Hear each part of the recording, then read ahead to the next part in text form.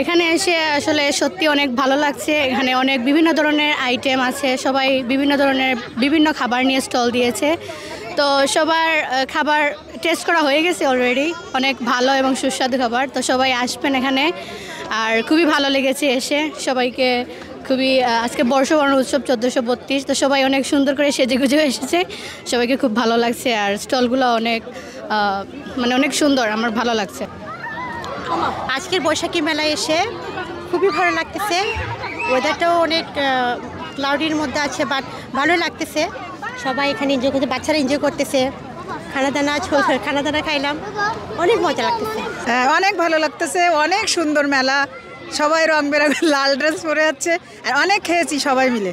অনেক আমাদের বাংলার ঐতিহ্য খাবার, চটপটি, ফুচকা, তারপর অনেক পিঠা, নকশি পিঠা। তো অনেক মজা লাগছে, অনেক ভালো লাগছে।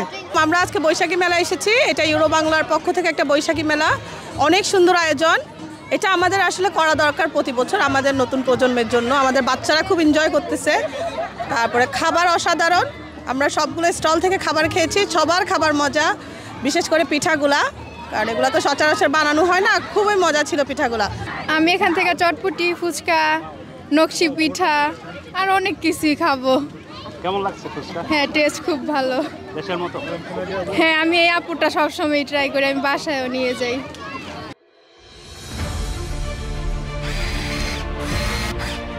আলোতে থাকুন, ফোকাসে থাকুন, হাত রাখুন প্রজন্মের হাতে।